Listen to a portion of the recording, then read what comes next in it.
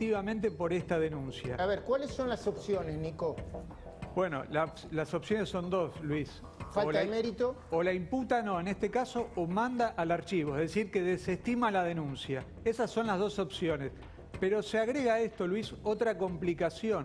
Hasta hoy, el juzgado número 11 estaba a cargo del juez Julián Arcolini.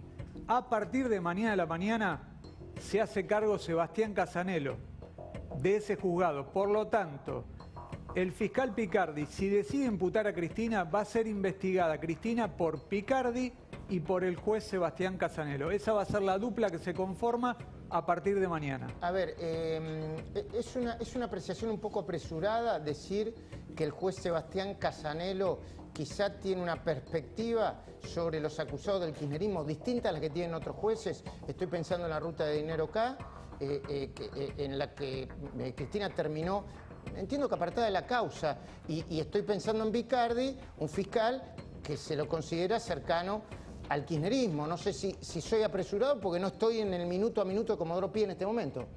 Nico, decime. A ver, Luis, el juez Sebastián Casanello en la causa de la ruta del dinero varias veces avanzó con una imputación a Cristina Kirchner y también lo hizo el fiscal Marijuán. Ahora, la situación de Cristina Kirchner nunca quedó claro en la causa de la ruta del dinero. De hecho, hasta el día de hoy no está resuelta la situación procesal de Cristina Kirchner.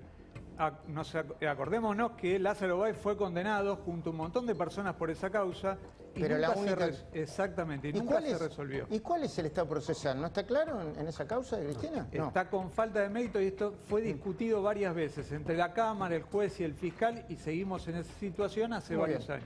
De nuevo, la justicia cruzada por la política. Senador Luis Juez, buenas noches. Lo primero que tiene para decir de esto y ya empezamos con el programa oficialmente. Vamos. ¿Cómo le va?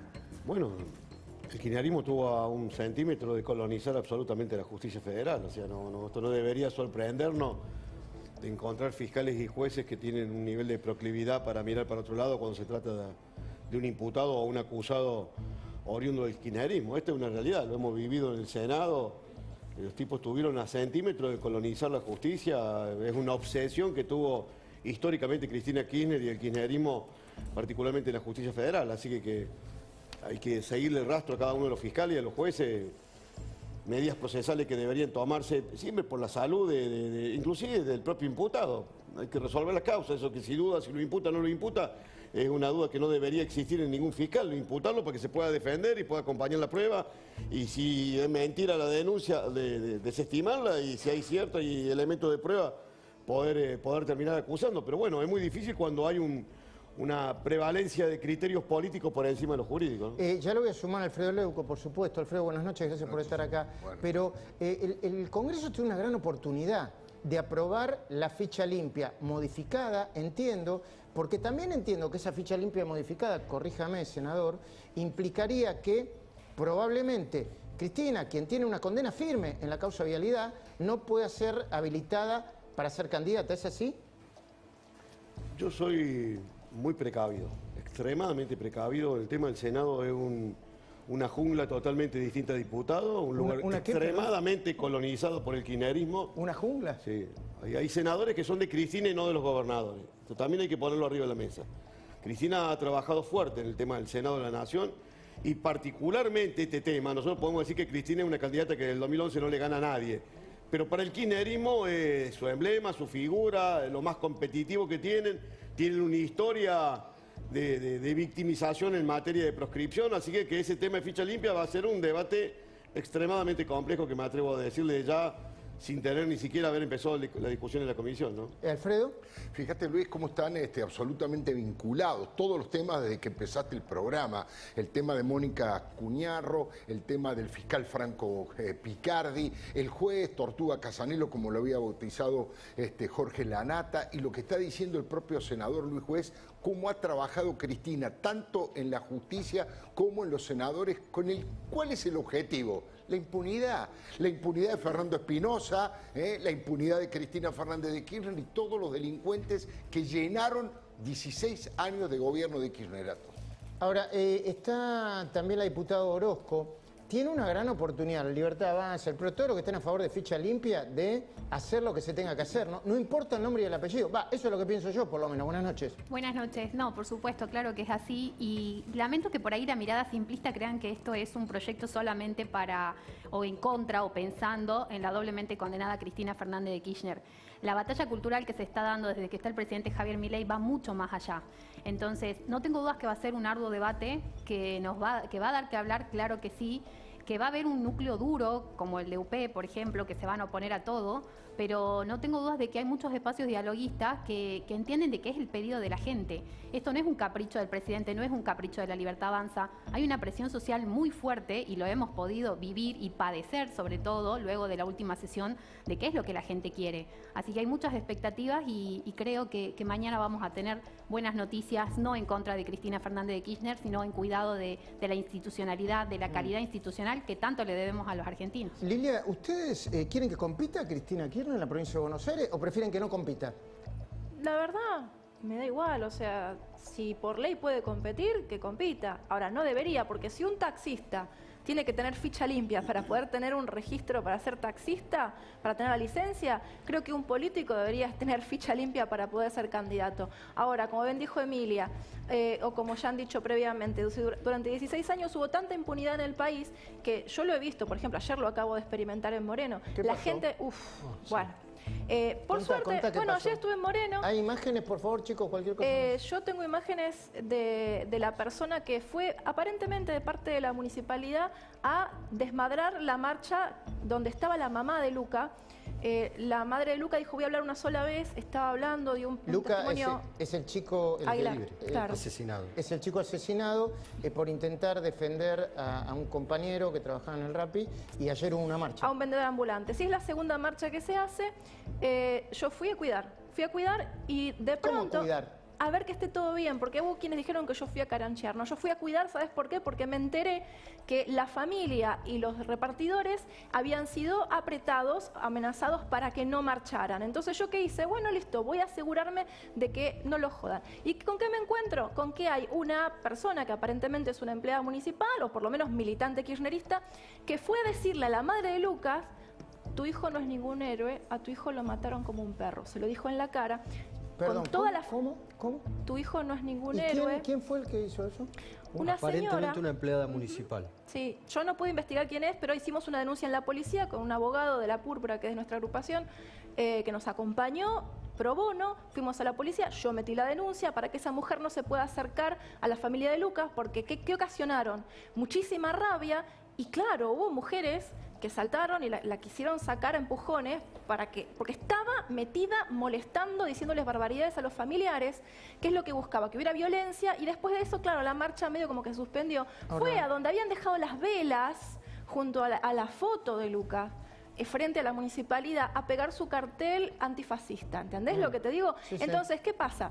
En provincia de Buenos Aires, por la impunidad que tiene el kirchnerismo, no es que la gente no quiere sacárselos de encima, la gente tiene miedo de protestar y muchos incluso todavía creen que si protestan les quitan el plan. O sea, se abusan del desconocimiento de la gente, y la función que yo creo que tenemos que tener los representantes del pueblo es ir a asegurarnos de que la gente pueda protestar. Por eso yo invito incluso a los diputados que son del kirchnerismo, que nos acompañaron en la sanción de un proyecto, porque se dan cuenta de que no pueden ir en contra de los votantes, de la gente y del deseo popular. Lilia?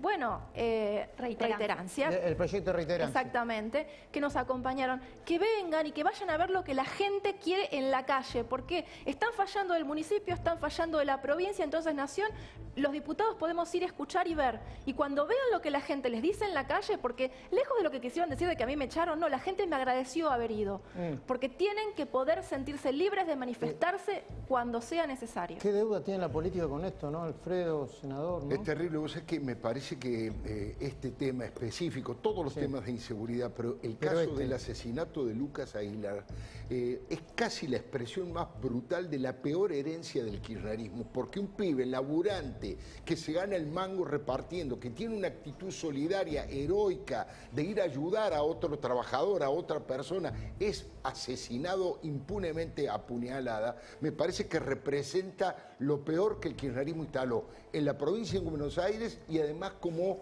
concepto general zaffaroniano de dar vuelta a la historia de que aquellos que delinquen, bueno, son víctimas de la sociedad capitalista y van en contra del mérito y no se dan cuenta que los principales víctimas de todo esto son los trabajadores. Senador, esto no tiene que atravesar los partidos políticos, los distritos, es Zaffaroni, es la ideología. No hablan de inseguridad como no hablan de inflación. El gobierno no habla de inseguridad, le está explotando en la cara y no habla. Pero un tema cultural, ¿eh? Es un tema cultural, hace 40 años que ejerzo la profesión como abogado penalista, es un tema que esto que decía Alfredo es absolutamente cierto.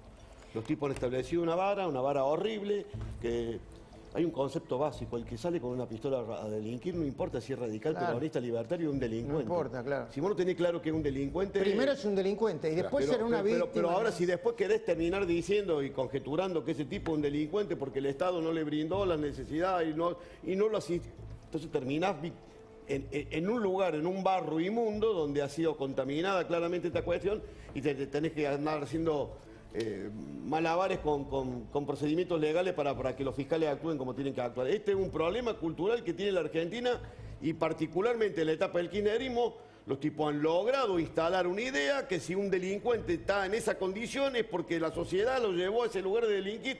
Y nosotros, nuestro viejo nos enseñó que el tipo que no tiene laburo se levanta temprano y trata de buscarlo, ¿viste? No agarra un fierro y sale a matar. Pero es un problema cultural. Claro que sí. Dale, Liliana. Sí, y una cosa más agrego. Sí. Mariel Fernández, la intendente de Moreno, sí, resulta que, ¿saben cuándo salió a hablar? ¿Cuándo? Cuando fue a desmentir que estaba en Grecia. Como corría el rumor de que ella estaba en Grecia, porque había estado sí estuvo en Roma con Cristina Fernández, recién salió a hablar y a desdecirme a mí por decir que ella estaba en Grecia. Lo que le importó fue aclarar que ella no estaba en Grecia, porque a mí no me importa si está en el sótano de su casa. Tardó un día en responder, pero ni siquiera ella, su CM en Instagram. Nadie habló con los padres, la madre de Lucas, y los fueron a molestar y amenazar. Y así como es un gran tema la inseguridad, que es el principal en la provincia de Buenos Aires, el otro gran tema sigue siendo la corrupción. Y la corrupción vinculada con lo que el presidente llamó una cuarentena cavernícola. Lo que vas a ver ahora es información exclusiva. Lo que vas a ver ahora tiene que ver con las vacunas en el medio de la pandemia. Lo que vas a ver ahora tiene que ver con presuntos negocios con las vacunas en el medio de la pandemia. Luis, contanos de qué se trata, dale. Bueno, el gobierno nacional asegura que perdió durante el 2023, el último año, ahí lo tenés a Alberto Fernández, con los negocios en la pandemia, ¿no? Llevándose en el changuito de todo. ¿Por qué? Porque en el último año de Alberto Fernández, según el gobierno nacional, se perdieron 30 millones de dólares en vacunas que se tiraron antigripales. Escuchá, yo he hablado con la viceministra de Salud, no lo podía creer. Se pudrieron vacunas por 30 millones de dólares durante la gestión de Carla Bisotti. Acá hay que detenerse un segundo, perdón, Luis, y después seguís con la información. Se suponía que era un gobierno de científicos y que tenía puesto el eje de la gestión en cuidar a la gente. Y las vacunas era el gran tema, porque tenía que ver con el COVID y porque tenía que ver con cosas como esta. ¿Cuánto? De nuevo, poné la placa, por favor. 30 millones de dólares en vacunas antigripales. 30 millones de dólares de vacunas. Se pudrieron 30 millones de dólares en vacunas antigripales durante la gestión de Carla Bisotti. Sí, y casi 9 millones de dólares en remedios que también se perdieron porque se compraron de más, muchos de ellos en compras directas. ¿Qué pasaba en los primeros meses de la pandemia? Ahí tenés. Esto se perdió, según lo que denuncia el Gobierno Nacional, el Ministerio de Salud, 8.700.000 dólares en medicamentos antirretrovirales y para tuberculosis solo en el año 2023.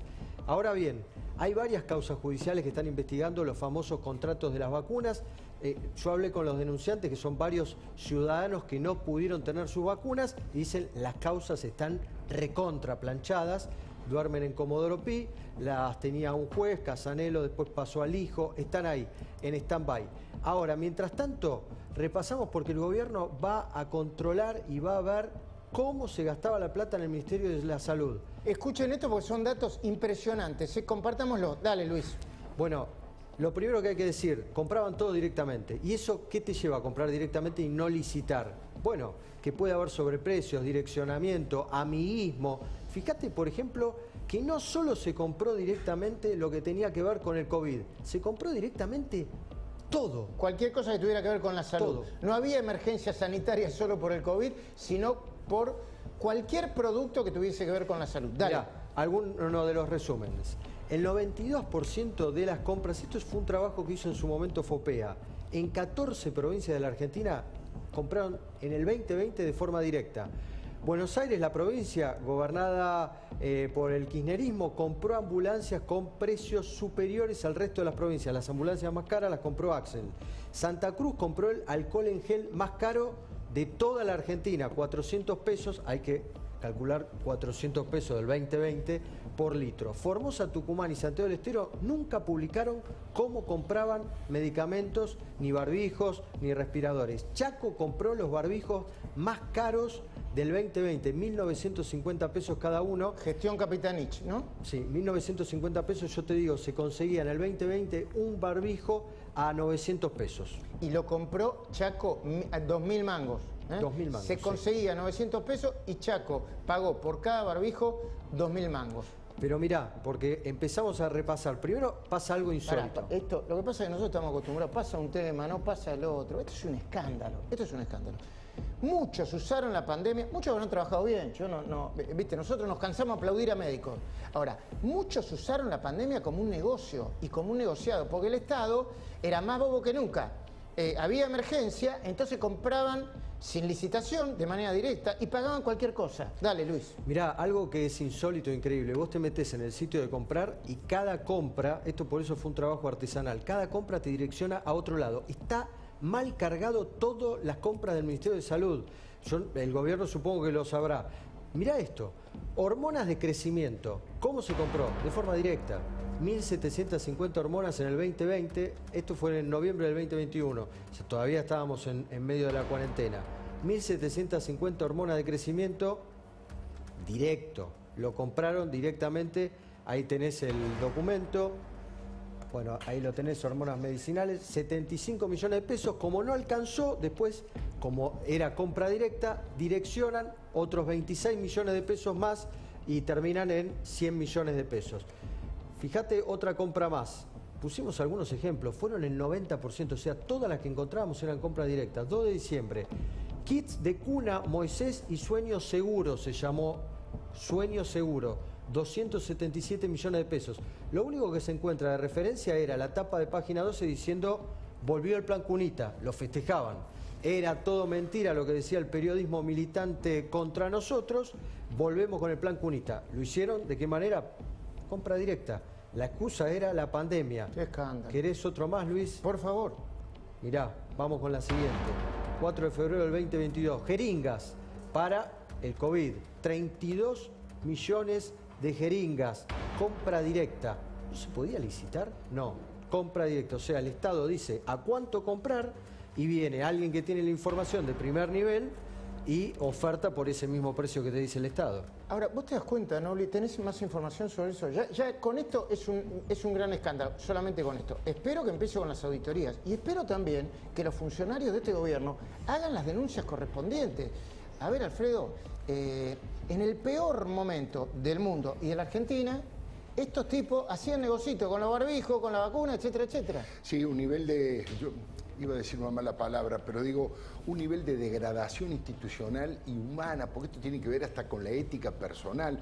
No por algo ya está catalogado para los tiempos de los tiempos el gobierno de Alberto Fernández como el peor de la historia democrática de la Argentina, y creo que no hay ninguna duda que ha sido así, por ineficiencia, por corrupción, por autoritarismo y bueno, y por la manera en que dejó la Argentina hecha pedazos en todo lo que tiene que ver con la economía. Más vale que todo ese trabajo nefasto que hizo Alberto Fernández, Cristina y Massa, no nos olvidemos, bueno, fue el trampolín, la plataforma de lanzamiento del triunfo de Javier Milei. Ya llegó Esteban Treuc, dentro de un ratito vamos a estar con él. Messi, Luis. Sí, suplementos nutricionales que estoy recordando, merchandising para donación de sangre, todo por compra directa, equipos COVID, test, los anticonceptivos, las bolsas mortuorias también, compra directa, las hormonas también de crecimiento, tenés de todo.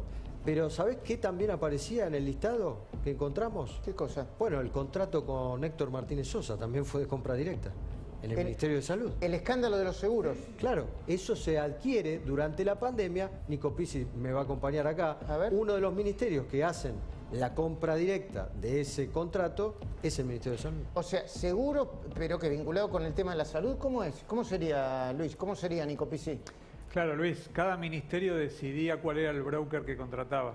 Entonces, Martínez Sosa aparecía en contratos en muchos ministerios. Y entre otros el Ministerio de la Salud. Exactamente. ¿Cómo está la causa de los seguros, ya que te tengo, Nico? Bueno, el juez Ercolini tomó la última declaración hace una semana y está en el plazo que le da el código de 10 días hábiles para decidir la situación procesal. Por eso dijimos hace varios días que se viene presuntamente 2 procesamientos para Alberto Fernández. Uno va a ser el de seguros y otro el de la causa de Fabiola Yáñez. Lilian Lemoyne, ¿a usted le importan este tipo de cosas o están mirando, respetuosamente lo pregunto, solamente la economía, la baja inflación? ¿Tiene voluntad el gobierno de auditar y denunciar lo que tenga que denunciar? Por supuesto, de hecho, ¿qué es lo que viene haciendo Capital Humano? ¿Qué es lo que viene haciendo Andif? Todos estamos prestando atención a ver qué es lo que pasó y tenemos que seguir mirando porque todo esto se paga con impuestos. Le están robando directamente al pueblo argentino y en el medio de ese robo no solamente se quedan con el vuelto, sino que además ocasionan que la gente muera, que no le llegue la ayuda que necesita. Y eso se hizo durante décadas. Entonces, por supuesto que sí, la economía es fundamental, pero vos sabés que a través de monitorear la economía todo esto se ve también. Porque ahora ¿de dónde van a rascar la plata para hacer todos estos gastos? Se va a notar cada vez más. Porque justamente cuando, por ejemplo, Kicillof quiere echarle la culpa al gobierno de los problemas de inseguridad de la provincia, y dice, ay, pero no me pasaron 780.000 millones de pesos. Sí, bueno, pero ¿sabés lo que pasa, Kisi? Vos te los gastás en penes de madera y viajes de egresados, y acá necesitamos patrulleros, cámaras, que le pagues bien a la policía, y esas cosas no pasan. Diputado Orozco. A mí me encantaría que este cambio y esta batalla que se está dando a nivel nacional llegue a las provincias. Creo que algo que lo apuntala fuertemente al presidente, más allá de todas las medidas durísimas que se tomaron y que creo que le quemó los libros a más de un consultor de cómo puede ser el fuerte acompañamiento y la medición altísima en las encuestas, y es esto. Creo que los argentinos han sido víctimas durante muchas décadas de un robo de guantes blancos, que es la política. Entonces, en cada organismo que el presidente destapa un curro, gracias a su enorme equipo de trabajo, los argentinos vuelven a creer en la política, vuelven a tener esperanzas y van a resistir esta transformación, esta transición de la economía que sabemos que no estamos todavía en un vergel, que todavía faltan muchas cosas por mejorar, pero creo que es lo que le da fuerza, ¿no?, al ciudadano de decir el camino es por acá y no tenemos que volver. Durante la pandemia algunos dirigentes políticos se escondieron, otros no. Luis Juez fue uno de los que salió a hablar cada vez que lo tenía que hacer. Yo recuerdo que muchos tenían miedo de hablar porque no se querían vincular con la muerte. Ahora, hay que salir a destapar una gran olla que todavía no se destapó. Nosotros del minuto 1 con Silvina Martínez decíamos, el mecanismo de compra directa, que puede ser necesario en una emergencia, corríjame, senador, no se puede abusar de él de manera que terminen comprando cada producto el doble o el triple de su valor. Pero es más grave, Maju. Los tipos aprovecharon la ignorancia colectiva de un momento de absoluto pánico. Nosotros tuvimos 8 meses en casa, no salimos a la vereda.